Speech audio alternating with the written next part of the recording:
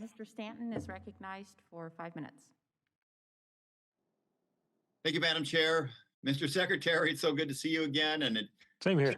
seems like just yesterday we were hanging out at mayor's conferences together. So I'm really glad that a great mayor is leading our nation's transportation department. And as a local government leader, one learns very quickly the value of infrastructure to our economy, to our environment, our safety, our quality of life. During my time as mayor of Phoenix, I proposed and asked voters to approve the single largest transportation infrastructure plan in Arizona history, the first of its kind in scope in the nation, to exponentially expand public transit, including our light rail system, and modernize our roadways. And the voters of Phoenix said yes by an overwhelming margin. And one of the first things we did was invest in the extension of light rail into South Phoenix, connect transit-dependent individuals to new economic opportunities. Beyond that plan, we made other key infrastructure investments, including hundreds of millions of dollars to renovate Sky Harbor International Airport. And what we both experienced as mayors, though, is that Congress hasn't always been the best partner when it comes to infrastructure. And so a major infrastructure package is essential for America and for Arizonans. Arizona is the second fastest growing state in the nation, and growing communities have growing needs. That starts with transportation. We need the federal government to support light rail through Phoenix, Mesa, Tempe, and beyond, and to support the construction of new highways such as Interstate 11 and the expansion of existing highways, including Interstate 10. The role of both the local and federal government is particularly important in Arizona because state leaders have really fallen short when it comes to making infrastructure investment.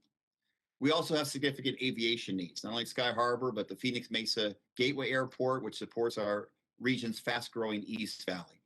And we must not forget the extraordinary needs of our tribal communities, including the 22 tribal nations in Arizona. Infrastructure investment on tribal lands from the federal government has been woefully inadequate, as we saw in the Broken Promises report. Tribal infrastructure investment is mostly provided through the Tribal Transportation Program, yet tribes are barely able to maintain the roads under the current investment levels, let alone invest in large-scale projects like expansion of Arizona's I-10 that will improve safety and economic opportunity on the Gila River in the community, or addressing more than 9,500 miles of unpaved roads on the Navajo Nation. Mr. Secretary, it is great to have you at the helm of the department. I look forward to working with you and hosting you in Arizona soon. I have a couple questions. It's critical to ensure projects of national and regional significance receive federal support. Section 1301 of the Moving Forward Act recognized the importance of these projects and the need for resources beyond the traditional federal aid formula to make them a reality. Interstate 11, connecting Phoenix and Las Vegas, is such a project. Completing the Tier 2 environmental review is the necessary next step to advancing I-11 in Arizona. So I'm asking you, can I count on your support to provide the federal support necessary to complete the Tier 2 environmental work for I-11 in Arizona? Thank you. I have heard a great deal from you and your colleagues, your neighbors in Nevada too, on the importance of I-11, and we want to make sure that all of those federal processes happen as expeditiously as possible. Thank you for that great answer.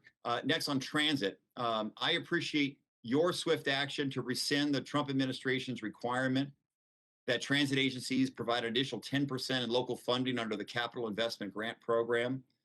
In Phoenix, the Northwest Light Rail Extension Program, it was awaiting engineering approval when the Trump administration moved the goalposts and put their policy in place.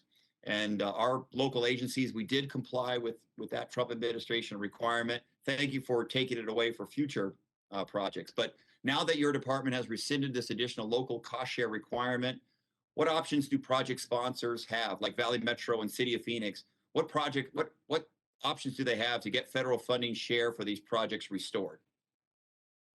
Well, this is one thing we're going to continue reviewing in terms of all of our existing programs. We thought it was very important to change the guidance on that Dear Colleague letter, because that was really a way to restore that statutory basis that all of those authorities had been planning on to begin with. I think there's a lot more opportunity out there, depending on the particular proposal, using both our financing tools like TIFIA and RIF, or grant tools. And I think that this is part of what we have a great opportunity to expand with the kinds of legislation we're contemplating in this season. And one final question, Mr. Secretary. When we do light rail projects, they are great for the economy, but they also, for small businesses along the construction project, it sometimes can be difficult. And I want you to look at additional ways that the department can support small businesses, particularly minority women-owned businesses that are impacted by light rail development in the future. It's something that would help my community and other communities that are making similar investments. We'll make sure to do so. Thank you.